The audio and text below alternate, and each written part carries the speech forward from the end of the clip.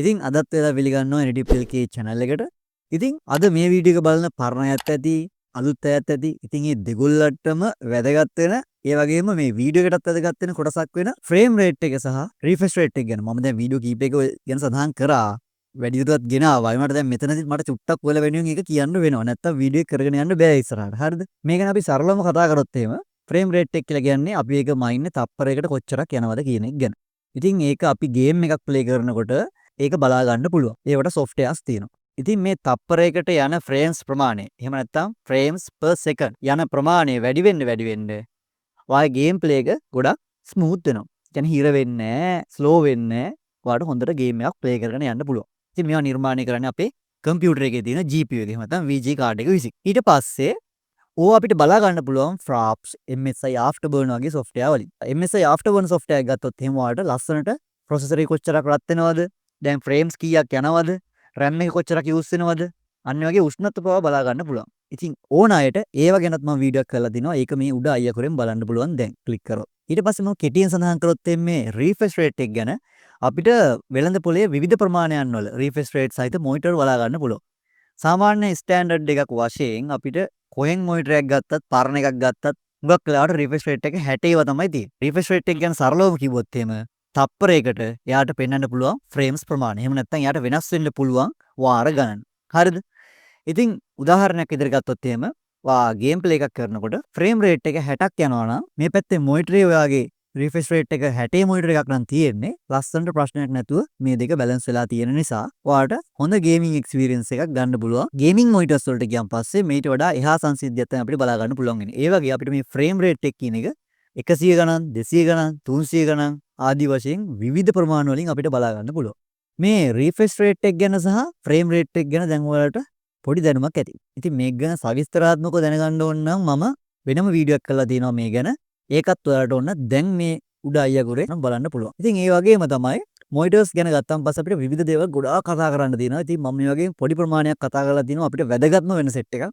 ඒකත් ඔයාලට මේ අයියගුරෙන් දැන් බලන්න පුළුවන්. හරි. ඉතින් ඔයා තාමත් channel එක subscribe කරේ නැත්නම් NDPLK දැන් තමයි ඔයාලට subscribe කරන්න ඕන වෙලාව වෙලා තියෙන්නේ. ඉතින් ඔයා ගොඩක් පරණ game ගහනවා වෙන්නත් පුළුවන්. එහෙම නැත්නම් ඔයාලම හොඳ high end PC එකක් තියෙනවා. එතකොට ඔයාලට හොඳ frame rate එකක් ලබා ගන්න පුළුවන්. ඉතින් හිතන්න ඔයා මේ වෙලාවේ සාමාන්‍යයෙන් 60 Hz monitor එකක් පාවිච්චි කරනවා කියලා. හොඳ සාමාන්‍ය PC එකක් තියෙනවා. ඒ වෙලාවට ඔයාගේ graphic card එකෙන් ගොඩක් හොඳ frame rate එකක් මේ උන්න හදලා දෙනවා. උදාහරණයක් විදිහට අපි ගත්තොත් එහෙම machine එකෙන් ඔන්න 100ක් frame හදනවා. game එකක් ඔයා play කරනකොට. හරිද? ඉතින් ඒක game එකෙන් game එකට වෙනස් වෙනවා.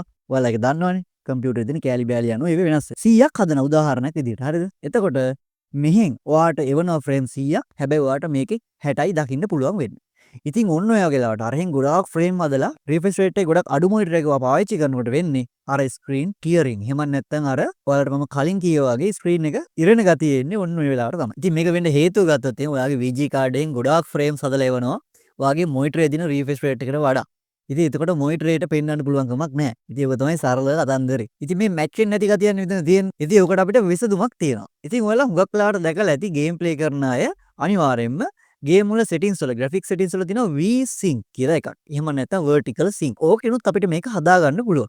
ඉතින් සාමාන්‍ය PC එකක් තියෙනවා නම් normal monitor එකක් තියෙනවා නම් ඔයාලට ඔන්න මේක පොඩ්ඩක් try කරලා බලන්න පුළුවන්. try කරපු අයත් ඇති. උදාහරණයක් විදිහට ගත්තොත් එහෙම refresh rate එක 60 monitor එකක් තියෙනවා. මේ පැත්තේ තියෙනවා VG card එකෙන් එවනවා frame 100ක්. එතකොට monitor එකේ කියනවා V-Sync on කරලා තියෙනවා නම් ඔයා මගේ refresh rate එක 60යි. VG card එක ඔයා මට එවන්න 60ක්. ඉතුරු 40ව තියාගන්න මට එවන්න එපා කියලා. හරිද? ඔන්න ඔක තමයි සරල කතන්දරේ. එයා අරහෙන් block කරලා මගේ ගානට ඔයා එවන්න කියලා කියනවා. මට එච්චර දරා ගන්න බෑ. V-Sync on කරාන් පස්සේ අපිට ලොකු ප්‍රශ්නයක් වෙන්නේ නැහැ. අර විදියට එයා block කරගෙන වැඩ ටික කරගෙන යනවා. හැබැයි එතකොට ඔයාට පොඩි වෙලාවකට ප්‍රශ්න එන්න පුළුවන්. අර ඉරෙන් නැති වුණාට තිරේ කෑලි වලට වාඩ වෙලාවට පොඩි ස්ලෝ ගති එකපාරට FPS ගොඩක් ඩ්‍රොප් වෙනවා වගේ බලා ගන්න පුළුවන්. ඊට පස්සේ ඊට අමතරව ඔයා සාමාන්‍යයෙන් ගේම් එකක් ප්ලේ කරනකොට ඔයා වෙඩි තියනවා, උඩ පයින්නවා, දුවනවා එක දේවල් කරනකොට ඔයා කීබෝඩ් එකේ mouse එකෙන් කරාට ඒවා චූටි ඩිලේ එකක්, චූටි දැනෙන්නේ නැති පොඩි ස්ලෝ එකක් වගේ එකක් දැනෙන්න පුළුවන්. ඉතින් සාමාන්‍ය අපි ඔකට කියනවා input lag එකක්. ඉතින් ඔන්න ඔය ප්‍රශ්න කිහිපයක් අපිට මේ V-Sync on කරපුවාම එනවා. ඉතින් ඔන්න ඕකටත් විසඳුමක් විදියට තමයි අපිට මේ දැන් කාලේ බලා ගන්න පුළුවන් වෙන්නේ මේ G-Sync එහෙම නැත්නම් FreeSync වගේ ටෙක්නොලොජිස්. හරි දැන් අපි යමු එතෙන්. ඉතින් ඔයාලා අහලා ඇති මොනිටර් ගැන කතා වෙනකොට VRR කියලා එකක්. එහෙම නැත්නම් variable refresh rate. ඉතින් ඕකෙන් කියන්නේ ඇත්තටම වාගේ ග්‍රැෆික් කාඩ් එකයි වගේ මොනිටර් එකේ තියෙන රිෆ්‍රෙෂ් රේට් සහ ෆ්‍රේම් රේට් අතර තියෙන සහසම්බන්ධතාවය ගැන කියවෙන ටෙක්නොලොජි එකක් තමයි මේක. ඉතින් මේක අපිට විවිධ පැතිකඩවල බලා ගන්න පුළුවන්. ඉතින් මම කලින් කතා කරපු V-Sync එකත් මේකට ඇතුළත් වෙනවා. හැබැයි ටිකක් ප්‍රාථමික මට්ටමේ දෙයක් තමයි ඒක. ඔන්න 2013 දී විතර Nvidia කම්පැනි එක G-Sync කියලා ටෙක්නොලොජි එකක් හඳුන්වලා දෙනවා. ඒ කියන්නේ මොකද්ද? ඔයා සාමාන්‍යයෙන් ගේමින් මොනිටර් එකක් ගන්නවා නම් දකින්න පුළුවන් වෙනවා මේ G-Sync කියලා එකක් ඔයා දැකලා ඇති අනිවාර්යෙන්ම. මේකෙන් කියවෙන්නේ ඇත්තටම ගත්තොත් එහෙම මේකේ පොඩි මෙයාලගේ මොඩියුල් එකක් අපිට හાર્ඩ්වෙයාර් ලෙවල් එකේම මේ මොනිටර්ස් තුල බලා ගන්න පුළුවන්. ඉතින් මේ මොඩියුල් එකෙන් වෙන්නේ ගත්තොත් එහෙම මේකේ උදාහරණයක් විදිහට අපි ගමුකෝ 120ක් විතර වගේ ෆ්‍රේම් රේට් එකක් තියෙන මොනිටර් එකක් කියලා. ඉස්සල්ලා කිව්වේ මොකද්ද? මොනිටර් එක කිව්වා ඔයා එවන්න එපා මට ඔච්චර ගොඩක් දරා ගන්න බෑ මගේ ගානට එවන්න කියලා. එතකොට හැම වෙලේම මොනිටරේ ගානට තමයි VG එක වැඩ කරේ. හරිද? එතකොට දැන් වෙන්නේ ඔයා VG කාඩ් එක කොච්චර එවුවත් මම ඔයාගේ ගානට හැඩ වෙනවා කියලා මොනිටරේ කියනවා. හරිද? අර එහෙන් 50ක් එවුවොත් මෙයා 50ට රිෆ්‍රෙෂ් රේට් එක අඩු වෙලා දෙන්න ලස්සනට මැච් වෙලා සින්ක්‍රොනයිස් වෙලා පර්ෆෙක්ට් මේ වැඩේ ලස්සනට අපිට කරලා දෙනවා. අර වගේ ඉරියන්නේ නැහැ, මුකුත් නැහැ, ඉන්පුට් ලැග් නැහැ. පර්ෆෙක්ට් මේ වැඩේ අපිට කරගන්න පුළුවන්. ඉතින් G-Sync ගත්තොත් මේ රිෆ්‍රෙෂ් රේට් එක Nvidia කම්පැනි එක කියන විදිහට රිෆ්‍රෙෂ් රේට් එක එකේ ඉඳන් ඒ අදාළ මොනිටර් එකේ සීමාව දක්වා වැඩ කරනවා. ඉතින් මේකේ චූටි නාක දෙයක් තියෙනවා. ඒ තමයි මේ G-Sync මොඩියුල් එක සහිත මොනිටර් ගත්තොත් එහෙම ගොඩාක් එක්ස්පෙන්සිව්. ඒ කියන්නේ ගොඩක් ගණන් අපිට මේ මොනිටර් ඔන්න ඔක තමයි ප්‍රශ්නේ. ඔයාලා අහලා ඇති මේ වීසා කියලා කම්පැනි එකක් තියෙනවා. වේ නෙමෙයි වීසා. ඉතින් මේක ගත්තොත් එහෙම මේක අපේ වීඩියෝ ඉලෙක්ට්‍රොනික සම්බන්ධ උපකරණ වලට ගොඩක් සපෝට් එකක් දෙන කම්පැනි එකක්. ඉතින් මේ ගැන වල චුට්ටක් හොයලා බලන්න දන්නේ නැත්නම් ඉතින් මේගොල්ලෝ මේකට පොඩි තාක්ෂණයක් හොයාගන්නවා. ඒ තමයි ඇඩැප්ටිව් සින්ක්. ඇඩැප්ටිව් සින්ක් කියලා කියන්නේ මේකෙදි වෙන්නේ අර අපි කලින් කියේ වගේම VGA කාඩ් එකෙන් ෆ්‍රේම්ස් කීයක් දෙවන්නේ මොනිටර් එකත් ඒ ගානට අඩු වෙනවා. හරිද? මොනිටර් එකට අරෙන් ෆ්‍රේම් 100ක් එවනවා නම් මොනිටර් එකත් 100ට අඩු වෙනවා. මොනිටර් එකට අර පැත්තෙන් 50ක් එවනවා නම් මොනිටර් එකේ රිෆ්‍රෙෂ් රේට් එකත් 50ට අඩු වෙනවා. හැබැයි මේකේ පොඩි අවුලක් තියෙනවා. ඒ තමයි ගත්තොත් එහෙම මේකේ ලිමිටේෂන්ස් තියෙනවා. ඒ කියන්නේ සමහරකට 48 ඉඳන් 144 දක්වා 40 ගණන් වල ඉඳන් 100 ගණන් වල දක්වා ඔය වගේ එක එක මේලගේ මේ රිෆ්‍රෙෂ් රේට් එක වැඩ කරන අර අඩු වැඩි වෙවි වැඩ කරන සීමාවන් තියෙනවා. ඊට පස්සේ ඔන්න AMD කම්පැනි මොකක්ද කරේ දන්නවද? අර ඕපන් ස්ටෑන්ඩඩ් එක. අර කියන්නේ අපිට කම්පැනි එකට අරගෙන ඒක පවත්වාගෙන යන්න පුළුවන් අවුලක් නැහැ. ඉතින් AMD එක කරේ අර වීසා කම්පැනි එකේ ටෙක්නොලොජි එක යූස් කරලා ඇඩැප්ටිව් සින්ක් යූස් කරලා මෙයාලගේ නමින් AMD FreeSync කියලා ටෙක්නොලොජි එකක් සහිත මොනිටර්ස් ඔන්න එළියට දැම්මා. ඉතින් ඒවා අපිට AMD ග්‍රැෆික් කාඩ් පාවිච්චි කරන අයට මේ AMD FreeSync සහිත ගේමින් මොනිටර්ස් මිලදී ගන්න පුළුවන් පහසුකම හදලා දුන්නා. ඉතින් මේකෙදිත් වෙන්නේ අර සංසිද්ධියම තමයි ලිමිටේෂන්ස් තියෙනවා. සමහරක් වෙලාවට 48 ඉඳන් 100 ගණන් වල එනකන් රිෆ්‍රෙෂ් රේට් එක අඩු වැඩි වෙවි වැඩ කරන සීමාවන් මේලා දක්වලා තියෙනවා මොනිටර් වලින් මොනිටර් වලට. ඉතින් ඔයා ගහන ගේම් අනුව එහෙම ඉතින් ඔයා පොඩ්ඩක් මේ රිෆ්‍රෙෂ් රේට් එක ගැන චුට්ටක් හිතලා හොයලා බලලා තමයි මොනිටර් එකක් ගන්න ඕනේ. ඉතින් AMD FreeSync ගත්තොත් එහෙම ඔන්න ඔය ගැටලුව තියෙනවා. ඉතින් ඒ නිසා ඔයා පොඩ්ඩක් මොනිටර් එකක් ගන්න නම් ස්පෙක් ෂීට් එකේ චුට්ටක් ඔය හර්ට්ස් ප්‍රමාණය එහෙම නැත්නම් මේ රිෆ්‍රෙෂ් රේට් එක ගහලා තියෙනවා රේන්ජ් එක. ඉතින් මේ FreeSync සහිත මොනිටර් ගත්තොත් එහෙම මටත් හම්බෙලා තියෙනවා සෙකන්ඩ් හෑන්ඩ් මාකට් එකෙත් කොරියන් බ්‍රෑන්ඩ් අපිට බලා ගන්න පුළුවන් වෙලා තියෙනවා FreeSync තියෙන. ඉතින් මම වගේ රේන්ජ් එක නම් එච්චර බලලා නැහැ. ඉතින් FreeSync ගත්තොත් එහෙම ඒකෙත් අපිට විවිධ ප්‍රමාණයන් වල FreeSync Premium Pro, FreeSync Premium වගේ එක එක නම් වලින් බලා ගන්න පුළුවන්. ඉතින් මේ රේන්ජ් එකේ එහෙම වෙනස් වෙන තව ෆීචර්ස් එක වෙනස් වෙන විදි. ඉතින් ඒක ගැන වල චුට්ටක් වැඩිදුර හොයලා බලන්න එහෙම දෙයක් ඕන නම්. ඉතින් සරලව කිව්වොත් එහෙම AMD FreeSync ගැන ඔය කතාව තමයි කියන්න තියෙන්නේ. ඉතින් ඊට පස්සේ දැන් මේ අයපහුව G-Sync පැත්තට ගියොත් එහෙම මේකේ තියෙනවා G-Sync